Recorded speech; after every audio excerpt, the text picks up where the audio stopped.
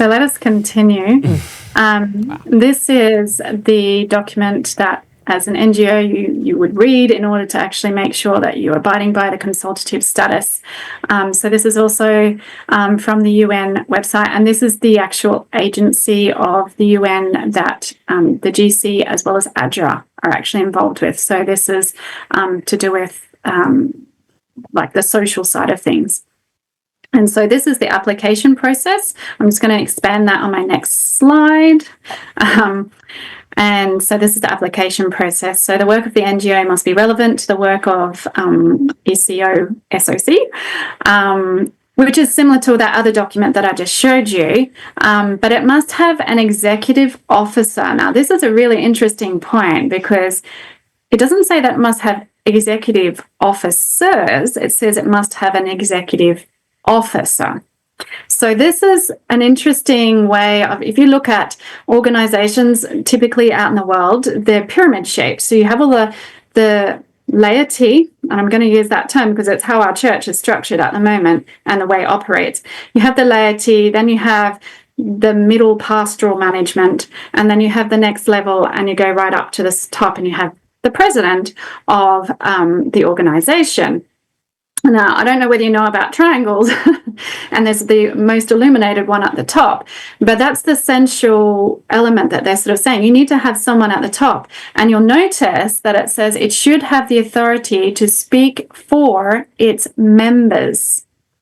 And I'll talk about that in just a second, because this is the other bit that's a little bit disturbing. It must provide to the committee financial statements, including contributions and other support and expenses, direct or indirect. So we're literally, like that report that I was showing you before, it clearly is not the full report because there was nothing about the finances there, but we are meant to report on all of our financial contributions. And then obviously it must have direct relevance to the aim and purposes of the United Nations, similar to what was said in that other document as well. But let's just have a look at what happened. So in 1979, Neil Wilson became president of the General Conference, or the Seventh-day Adventist Church. In 1980, the very first statement was issued by the General Conference, but this one was actually, I think I accidentally, I did. I did have that actually. If you go onto the website under statements, GC Adventist and official statements, and you click on this one was voted in the General Conference in session. It is above board to a degree. It is a statement. It's not a fundamental belief, but it's under beliefs on our website. So in some ways it's above board. But May 1985, the General Conference becomes an NGO of the UN, and you can see that it's in this document. For some people, they may not have believed me that it was actually in the Adventist Review, so I've put up the initial screen, and if you can see, there's the link to it. This is the document, and this is the article that Ted Wilson speaks about it. So he says, on May 10, the United Nations recognized the General Conference of the Seventh-day Adventists as an NGO in consultative status. And then he talks about here really that it's going to extend our evangelistic outreach and so forth. But May 10, 1985 was when that happened. Then in 1985, June the 1st, so the very next month, the next statement is issued. Can you see on here who voted on it? The public statement was released by the General Conference President, Neil C. Wilson, after consultation with the 16 world vice presidents of the Seventh-day Adventist Church, June 1985, at the General Conference session in New Orleans, Louisiana. It somehow, I think, ordains it that it was done at the General Conference session, maybe? I don't know. But it seems like the only person who voted on it was the president, after he consulted with the 16 world vice presidents. So it's good that he got some consultation in, but no one else voted on it. So this is actually worse than people talking about ADCOM. Oh boy. It is interesting. But it's Three a statements. Similar movement is just one man decision or a small group of men deciding for the entire body. So it wasn't brought before the World Church for them to even consider and have a voice in the matter. No. So this this was 3 statements in June 1985. So the very next month after they had joined up with the UN, 3 statements were issued with only Neil Wilson signing off on it after consultation with the 6 vice presidents. That's the words that it uses in all 3 of those statements. Then it moves to the executive committee, and then it moves to the ADCOM. So it does move to a greater voting element after that, and that's maybe because some people started to sound the alarm. But it really starts from that premise that you need to have someone at the top who can speak for everyone. Imagine if we actually use the principle that we believe should be used to govern our church, and it was the General Conference in session. If in order for any resolution to be made at the UN, and we had to vote on it as the General Conference, and they went, oh, hang on, I just need to go back to the General Conference in session and put this resolution before them, and then we vote. It would really stonewall anything happening at the UN. So it doesn't work from a UN's perspective that there is that consultative nature of the way the church operates. So that's why they want to have a single entity or a single person at the top who can speak on the behalf of everyone else, and everyone else just falls in line. Now, I don't know whether you're aware, what we saw happening from 2021 onwards was actually a result of this, the Global Action Plan, and a decade that was to promulgate a therapy that was going to be solving the world's problems. And it was actually the Bill and Melinda Gates Foundation that suggested this at the World Economic Forum back in 2010. And as you can see, the World Health Organization and the UN adopted this, as well as GVAP. I'm just trying to remember what, yeah, there you go. That's what it is.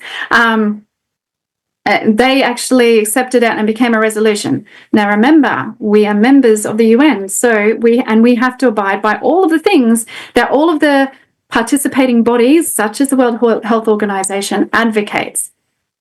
And so this is what you see on some of the other documents about this decade, working to realize a 10-year vision to extend the full benefits of therapy to all people, regardless of where they live. Now, I have some good friends who are missionaries over in Vanuatu, and they're in actually a very remote part of Vanuatu, but they go into even more remote parts of Vanuatu. They came back to visit us, I think it was last year or 2 years ago now. I think it was last year. And they were saying, you know, no matter where you went in Vanuatu, even the most remotest parts, there was medical people from the government ensuring that everyone had their therapy. And so they had this 10-year vision that essentially everyone would have a therapy that would solve all of the health problems. And so this was their 10-year vision, and they achieved it. It was a very ubiquitous uptake, either by force or by choice, but either way, they made sure that they achieved their objective. And this is another document on reflection of how that decade went, and because of how well it had gone, they have decided, as part of the whole UN agenda, which, you know, we're all working towards, Agenda 2030, that there would also be a specific agenda around therapies that help us achieve all of our health and well-being goals. This is the solution that we have for all of our health problems. I don't know whether you've seen some of the stuff that has actually come out from the Trump administration lately about how there's going to be therapies even for cancer and so forth. This is the way it's going. Mm-hmm. And if what we saw happen at the end of that initial decade happened, we can only guess at what's going to happen at the end or partway through this decade. Now, just in case you're not sure whether or not the Vatican is behind this or in support of it, remember they're the 6th party of the UN. They have this a document on the Vatican website. It says, note of the Vatican Commission in collaboration with the Pontifical Academy for Life. And there's your key thought. They want to make sure that everyone gets access to the therapy so that we have a fairer and healthier world. That was made back then, and obviously it was in relation to this, but this is the principle that they have, that everyone should get access to this life-saving, life-changing salvation. Do we also have the same? Yes. Oh, no. In fact, in 2021, we had our very first Chief Health Equity Officer appointed to deal with inequities and hesitancy around the vaccine, around the therapy. Sorry. Wow. And so, we are on the same page. Why is that? That because we're part of the UN. We have to. We have to. And you have this one from ADRA as well. And boy, don't they look happy. It's for everyone, and it brings joy and salvation. Yeah. It makes now, sense. you mentioned... Yeah, sorry. No, if you were familiar with everything that happened with Dr. Conrad Vines, I'm sure it makes sense why they had such a strong reaction, because this is just the way things are going. Yeah. This is just part of the future plan. And in order for them to maintain the financial capacity that they need to function, they can't have their members thinking about potentially separating or creating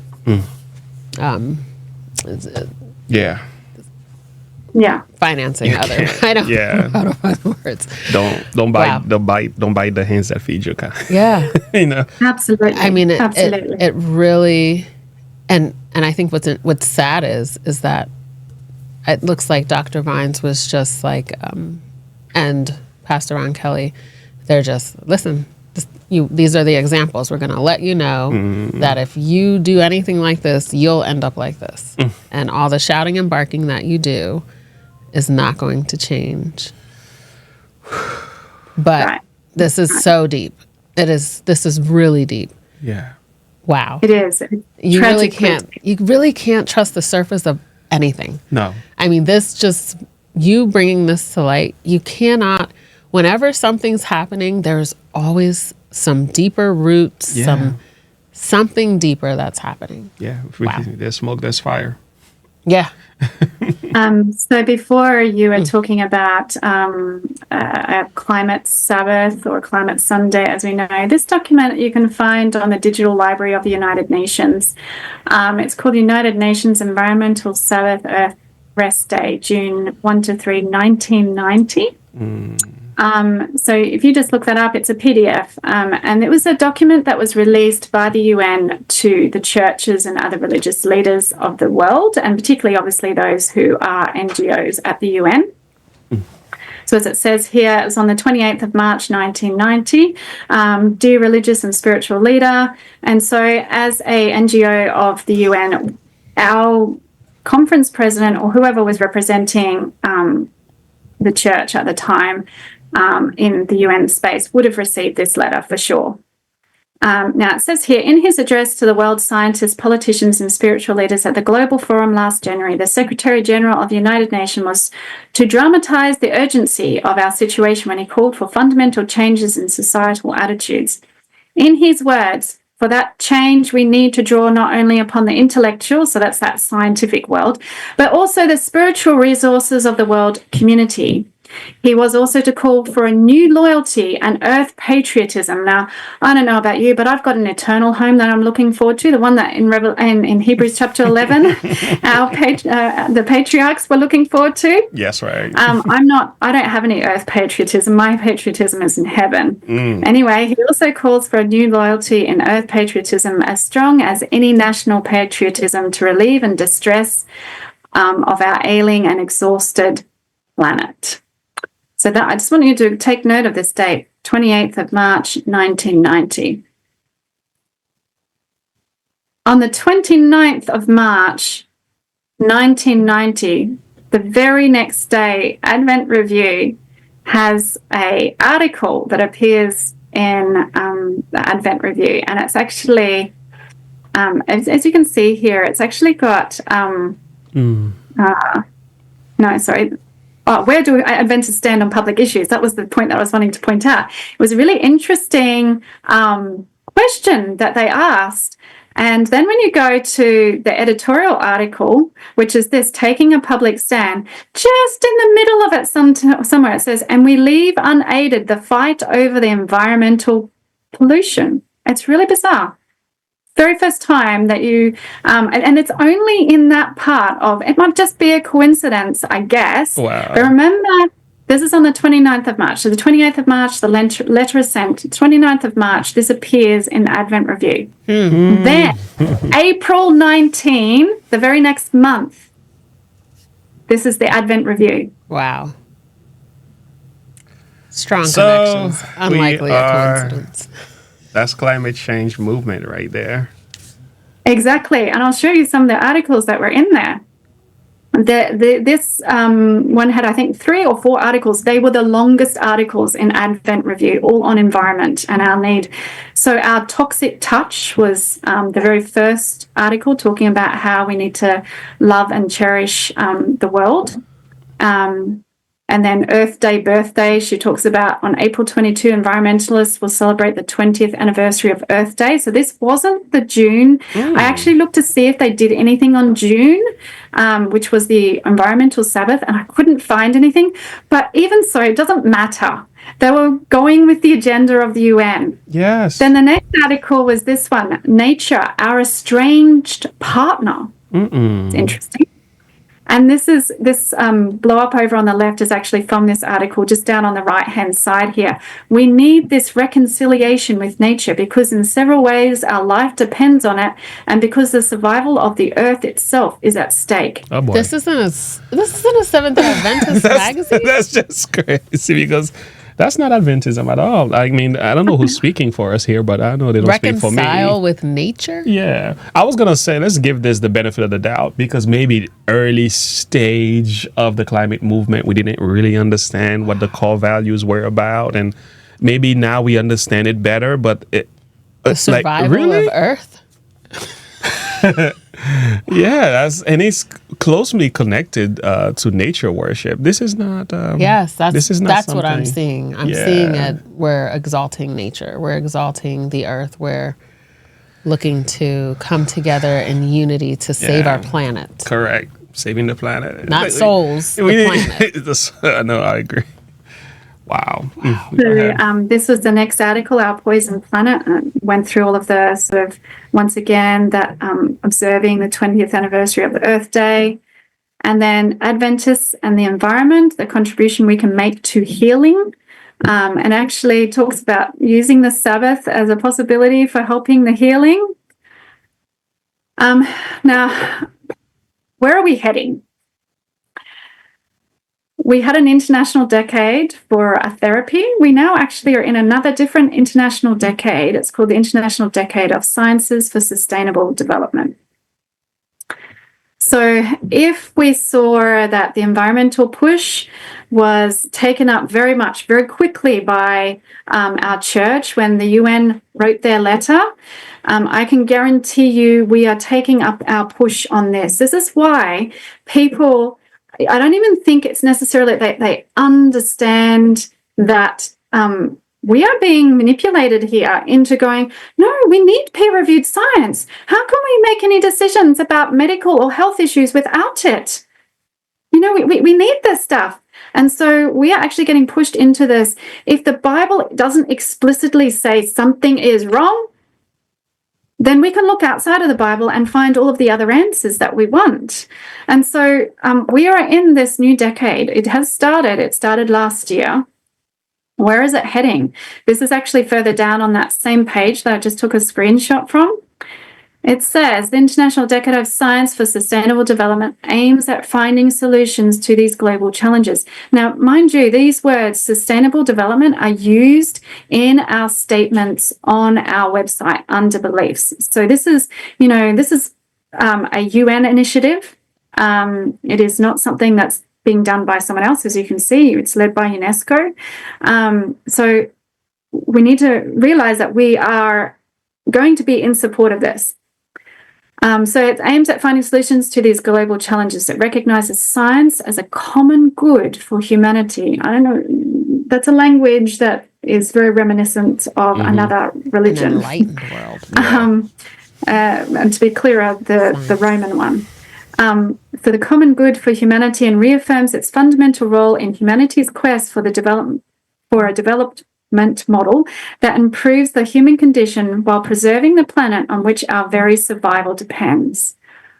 Christ is my only source of survival.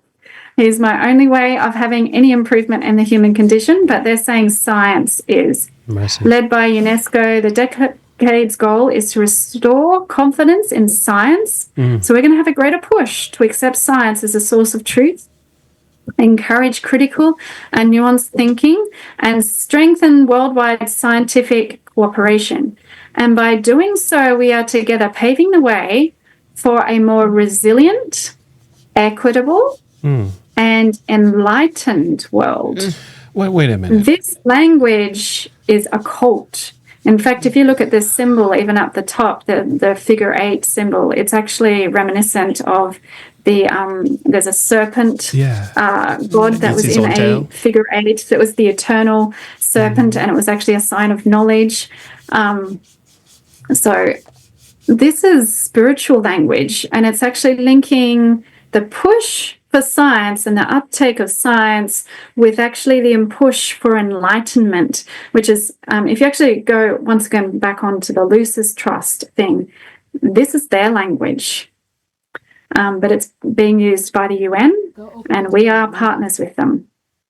Now, this is really my end of my presentation. As I said, not quite this, there's a little bit more, but this is the last sort of section.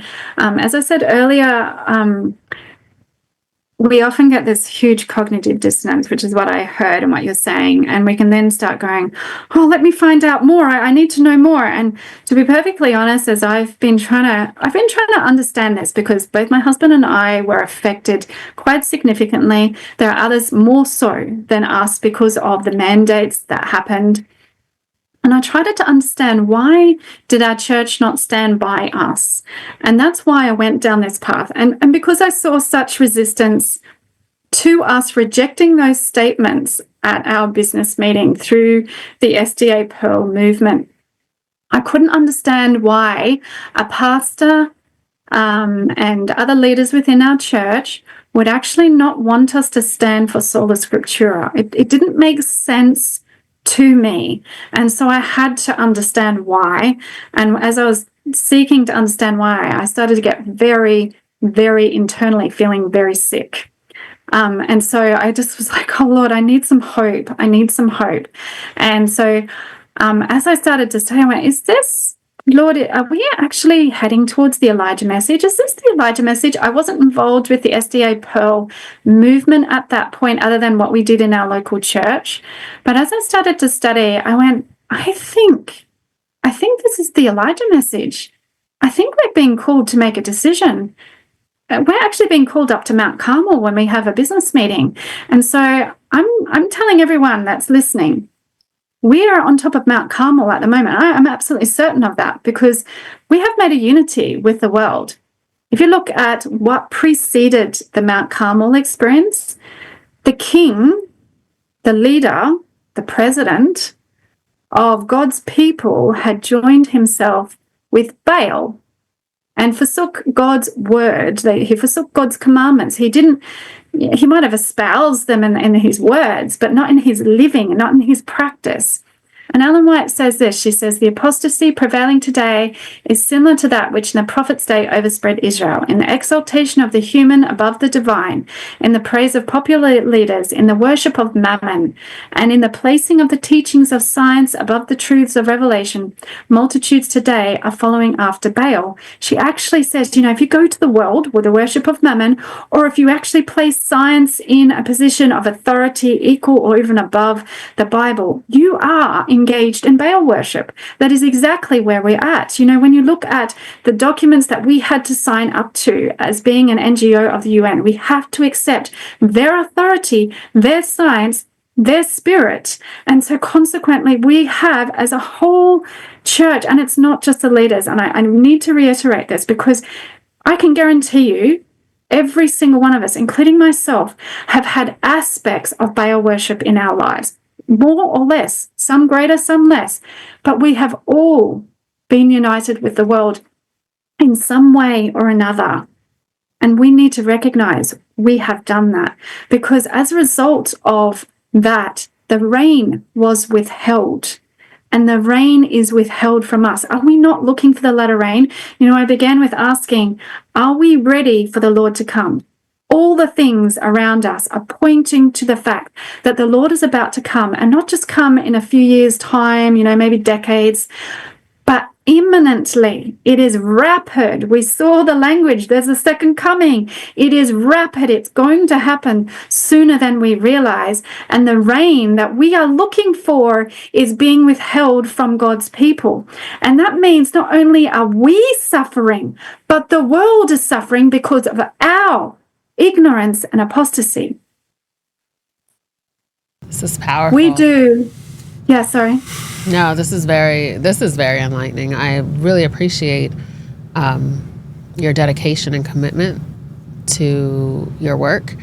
And my question now is, so we know we're on Mount Carmel. We kind of foresee the future, right? Mm-hmm. So many people work in healthcare, work in situations that if another therapy would come about, it would be financially impactful, obviously in a negative way, for so many of us. What steps should we be taking? How should we be preparing? And I don't want to say it as if it's not the key, which we know spiritually we need to be ready, we need to be prepared, but are there some tangible steps that we ought to be taking that have been revealed to you? Any counsels, advice? The most important thing that we look at throughout the Old Testament, when the rain and dew is withheld, there's a few things that God mentions in relation to that. In Deuteronomy, I think it's chapter 11, it talks about if they're not faithful to the word of God, the rain and dew is withheld. But in Haggai chapter 1, it actually talks about the rain and dew is withheld because they're so preoccupied with building their own dwellings instead of the house of the Lord.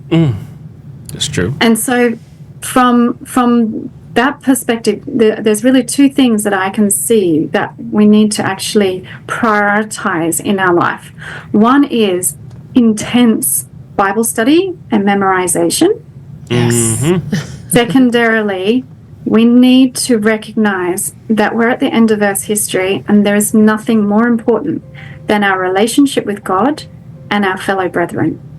That is, and serving humanity, not in a humanitarian way, but in the sense of taking the gospel to the world. There is nothing more important than that.